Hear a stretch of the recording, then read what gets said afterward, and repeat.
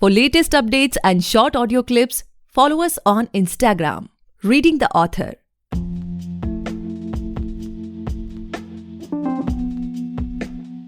Hey guys, welcome back to the podcast Reading the Author, a unique show where we read authors' mind and not their book. Meanwhile, I truly believe and pray that you and your families are completely safe and healthy as well. Today we have Neerja Bandi ma'am with us, the author of Empower to Transform and the World as a Neural Network. Thank you so much ma'am for coming on our show. We are highly grateful कि आप हमारे show पर आए. Hi Gaurav, thanks a lot and thanks for having me in the show. Welcome back ma'am to our show. I would like you to introduce your audience कि ma'am इससे पहले भी हमारे शो पर आ चुकी हैं जब बुक रिलीज हुई थी empower to transform. Ma'am, before we get into the podcast and know much more about your book जो कि अभी रिसेंटली रिलीज हुई है, I would like you to please just give a very short introduction of yourself so that our new listeners can know much more about you. A big hello to all the audience and readers. I am Neerja, born and brought up in Karnataka. I relocated to Hyderabad after marriage. I have been working as a people's manager for the past 23 years in the financial services industry, more so in the management domain. I recently completed an executive management development program through IIM, and some of my key interests include contributing to academics, mentoring team members, advocating for women's empowerment, and making society a better place. That aside, I also enjoy clicking pictures regularly, even though not a professional photographer. Okay, so ma'am, as we all know that the book is released, like we are talking about the world as a neural network. So I can see that it's performing really well on Amazon, like it has amazing ratings. Still, there will be many people who haven't read it yet. So what they can expect from that book? Like, can you give us some insight of that book? Yeah, sure. The book explores how artificial intelligence affects multiple aspects of our social existence.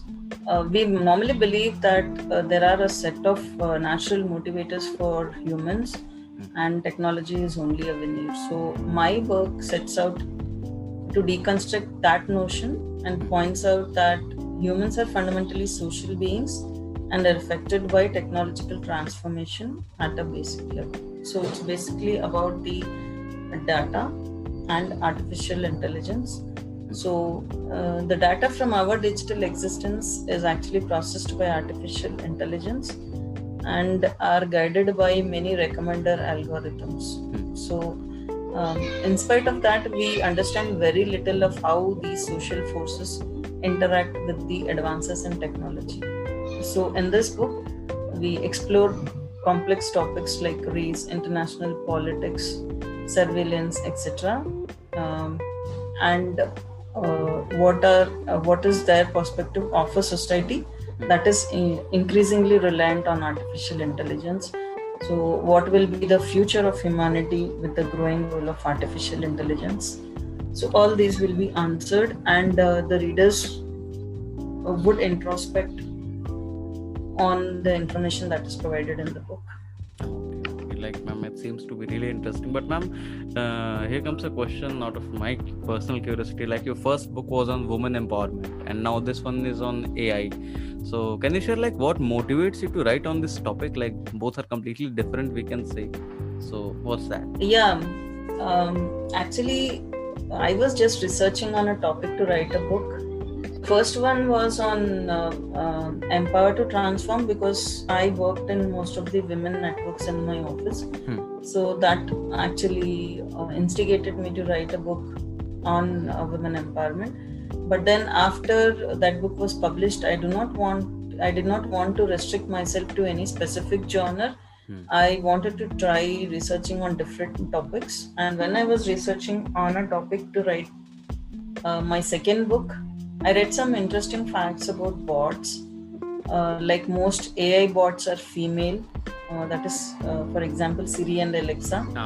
And AI recognizes emotions, which I did not know earlier. A robot built in 1990 called Kismet can recognize emotions. So that is what I got to know. And then humans can develop a romantic relationship with AI.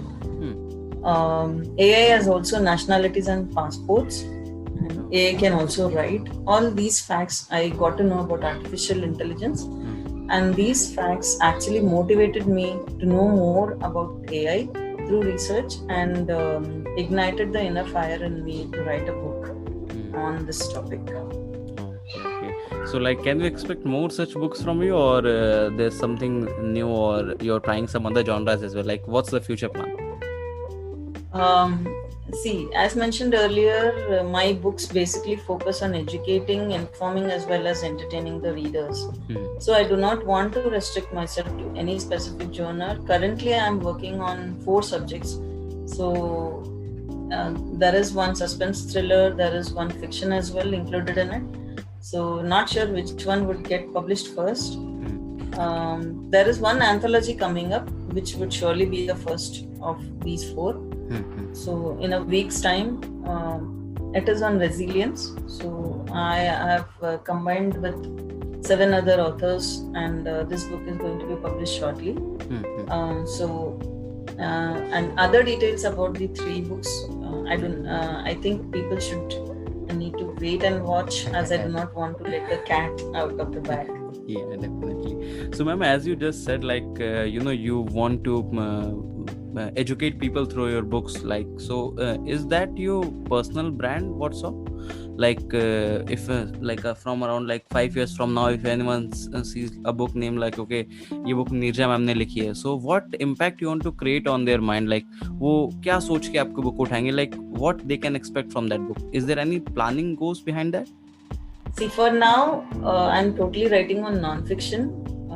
Though my books would be on fiction as well, but that will take time. But my style is generally persuasive writing. I put my points across to the readers. So my goal basically is to share my opinion in a thoughtful way, so that people get inspired to take action towards a particular cause on which the book is written. Okay. And that's basically your writing style as well, right? Yeah, that is basically my writing style as well. Okay. Now, my next question to you, ma'am, is like, are you trying to be a full-time author as well? Like, your first book was released in, I guess, on 14th Jan it was released, and the second in the April month it got released. So, are you somewhere planning to just switch your career as well? Yeah, when I was in the process of writing my first book, probably in the month of October, I joined the author community because of the lockdown, and I wrote my first book. At that time, I was working as an operations manager as well. So currently, I am planning to take up writing as a full-time career. So I have left my job in February. So since March, it is totally writing only. So yeah, you can say I am a full-time author for now. Not only author, entrepreneur is what I am targeting to be. Okay. Can you share with us, like, what was your family's and friends' reaction when your first book was published? Like, it must be something unexpected for everyone. So, what was their first reaction? Yeah. So many did not expect that I would be writing books, especially even my family members also, my sister, my parents, everybody was surprised that I started writing. This writing journey actually started when I was in my intermediate. I was in my hostel when I started writing my diary. Oh, okay. So that was a time when I initiated my writing. So yeah, my family and friends who knew about that, they were very supportive. And who did not know about my writing then, many of them could not believe that I have actually written a book. There were lots of congratulatory messages that have been when I posted the same on social media. I got a lot of congratulatory messages on social media. For me, basically, it was my network that helped my book reach many readers.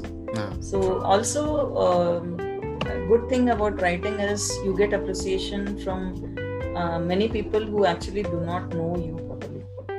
So they are the ones who actually give you honest reviews and opinions about your book. So that is a mix of reactions from family, friends, from unknown people as well. So yeah, I'm glad that I've started venturing into writing. So it's been a good journey till now. Ma'am do you have any writing schedule as of now, or it's just a random कि कभी भी कोई thought आया तो आपने उसे phone में लिख लिया, फिर आप बाद में बैठ के उसे लिख रहे हैं, या you devote every day few hours to writing? Generally my basic schedule would be during the night. I like silence when I write. I do not want any disturbance while writing. So I am a night owl basically from the very beginning. So I usually prefer writing during the night. But it's not like it's night time now, I should start writing. Sometimes that flow of thoughts would be coming anytime, even though if you're not in front of the laptop as well. So I always have a notepad with me, wherein I write down the points or thoughts, whatever flow in. And then when I genuinely start writing during the night time, I combine all these points into sentences and then consider those thoughts putting in the form of writing in the book. So basically it is night time. The schedule would be almost like 11 to 2 o'clock, 3 hours every day, so that my flow of thoughts do not break due to disturbance. I love silence a lot. And ma'am, as your book is basically based on AI, so I am sure you have just shared as well you have done lots of researches on that. So according to you, what's your opinion? Is AI good or bad? What's your point? See, there is no implicit good or bad to AI. It will simply respond with the results that are derived completely by its learning. The good or badness of AI will be based on how well we train the artificial intelligence, and perhaps most importantly, how well we test the AI. And what sort of future do you see in AI? In the upcoming future, what we can expect? What changes it will make to in our society and environment? Yeah, it has both impacts. So AI is the biggest business opportunity of the next decade. It's already automating manual and repetitive jobs that we are doing. Soon it will actually augment human decisions as well. So it has both adverse and good impacts as well. So as you already know, it has made huge impacts in healthcare sector. For diagnosis, for treatment protocol, for drug development, patient monitoring, etc. And the combination of AI and human intelligence will lead to the development of sophisticated innovations in the future as well. So AI will enable an efficient battle against the rising crimes and cyber attacks. So there is a lot to offer in the transportation and manufacturing sectors as well. So in the coming years, we might witness perfect evolution and commercialization of smart and autonomous vehicles as well. So there would be other impacts of AI in elder care systems, education, finance and business, customer services, media, space exploration, smart cities, etc., etc. So there are adverse consequences as well, which would actually dismantle the human workforce, causing massive job losses in future. So this is the reason why people should be trained to do high-skilled tasks like programming, coding, and others that are essential for the future. And another threat posed by AI would be the violation of human rights by impacting privacy. So, for example, voice assistants like Alexa and technologies like facial recognition have been blamed for invading the privacy of humans. This is also one of the chapters which I have mentioned in my book as well. And so there are chances that humans might misuse these capabilities of technology for causing harm as well. So yeah, therefore in the years ahead, it is necessary to develop an ethical AI ecosystem without human biases, and this might elevate the potential risks of AI in the future as well. So it has both pros and cons for now. You can have advantages and disadvantages because of AI.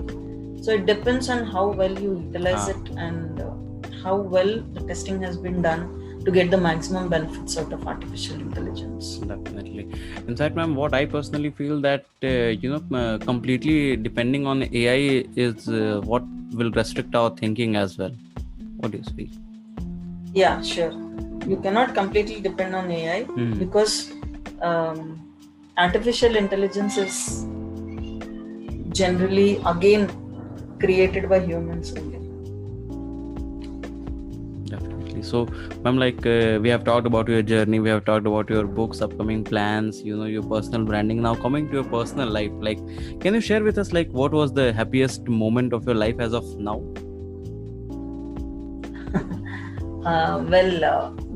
Earlier it was maybe my happiest moment in life was when my son was born, as mentioned earlier also in the previous interview. Yeah. But now I feel, my first book was published. That I can say is the happiest moment, and more so when it became a bestseller and lots of copies were sold across. So when you start a new journey, it's quite obvious that you'll have a lot of fears on how well you would succeed in whatever venture you are in. In that way, I think I have taken a good decision to start my writing journey. Definitely. And success was, the happiest moment that I've enjoyed for both my books. But of course, first would always be first. Definitely. That would always be your baby, and you do not have many expectations, but if the expectations, if the success actually exceeds the expectations you have in your mind, then you are always happy with whatever results you have achieved. Definitely, ma'am. And ma'am, do you feel stressed while releasing of your second book, or you have just targeted any milestone for that, okay कि last book से मुझे इतने लोग जानते हैं and now मेरे book को इतना sell करना चाहिए, या ये milestone, या कैसी planning थी उस वक्त? Of course I was stressed because first book, it's easy for sales because you get through your network, you request your friends, your family, your friends who are within your network and ask them to purchase your book, read it and then review it for you. But once you come down to your second book, you cannot go through with the same set of people because first time people would be interested, second time maybe a few people would be interested, and slowly even if you approach them, they would not be interested in buying many of books that you are writing, because every now and then you keep publishing your book once in 3 months, then it will not be possible for everybody to purchase. So the second book, for sales I had to do a bit more hard work. And for the upcoming books as well, I'm learning new techniques for marketing my book. So probably that would help. And networks always help when you are a first time writer or when you do something for the first time, but eventually that would not be possible for every book that you publish. So you need to upskill your marketing skills basically. Publishing, you can do it anyways. If you're not able to, you can approach guided publishing houses as well. But for marketing, there are not many guiding forces that are available for you. You have to do it yourself. So I am going through every step in marketing. I'm trying it out with maybe 7 or 8 tactics for my first book. Then later I increased it to almost 15 for my second book, and maybe now I will be going through with AMS and book ads for my next book. So you need to keep upskilling yourself to see that your book reaches more and more readers. Basically you are sort of filtering out like what suits the best for the upcoming books. Yeah, I keep trying, noting down what is the sales that have been generated with this method, whether it is working for me or not. If not, then try something better. So I'm not going in for all the methods at once. I'm just going one by one. So I'm seeing what is the impact of sales. See, and one more thing is, for one particular type of content, one method may be useful, and for the other content, some other method may be useful. So you need to keep changing those marketing techniques also based on the content you are writing. Okay. So fiction writers would be different from fiction readers would be different from non-fiction readers. So definitely. Something might work for fiction readers and something else might work for non-fiction. So yeah, you have to keep in mind about that also if you are writing both. So basically, it's a sort of a hit and trial method which every author has to, just sort out of their own. Yeah. Correct. Okay. So ma'am, as we can see that many books are being published these days, like, every day you will see a lot of books are being published. So what sort of competition do you feel like, and even do you feel competitive of that or not? Yes, the competition is very fierce. Based on the ranks you're getting, you will understand, because every few sales that have been generated, the rank at Amazon keeps changing drastically. So you understand how fierce the competition is. True. So it's not enough only if you write good content. It's also required for you to have good marketing skills.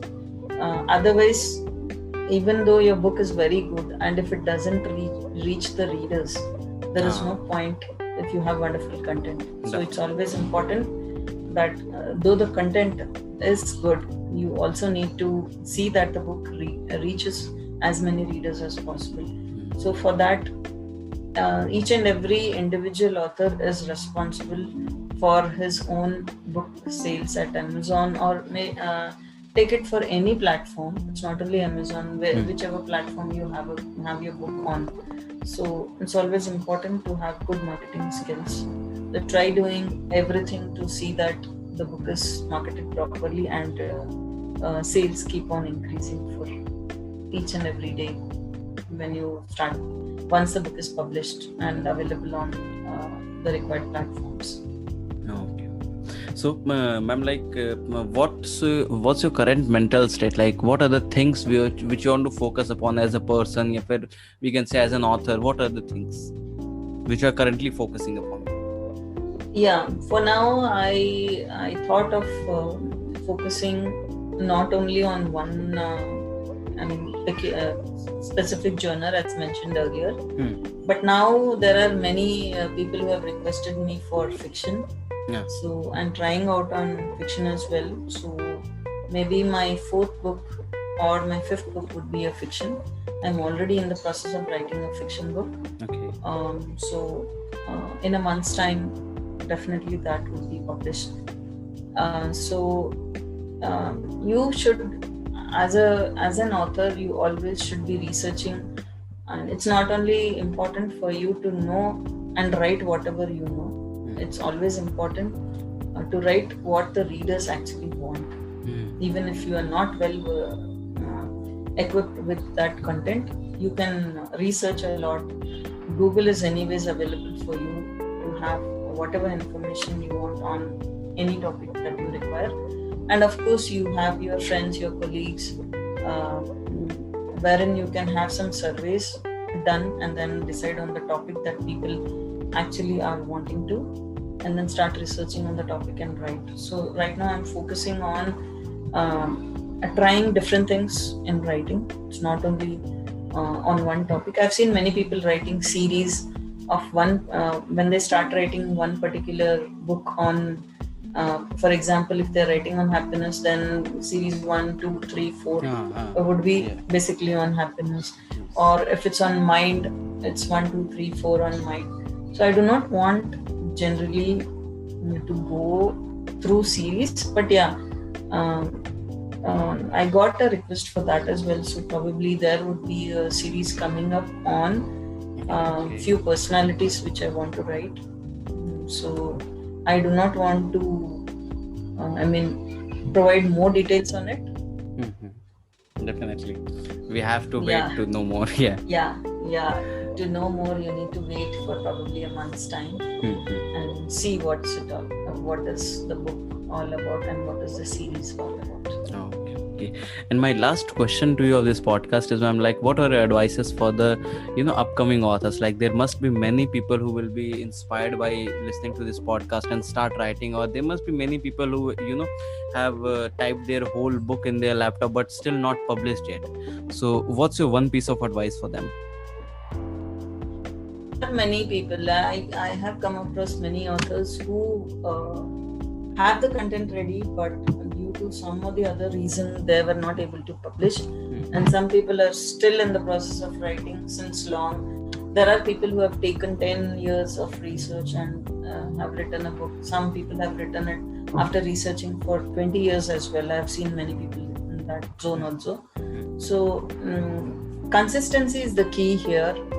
Every day, if you keep writing for at least 1 hour, maybe 1,000 words a day, so you can finish your book in a period of 1 month, and you will be able to publish it in the period of 2 months is enough, maximum of 2 months.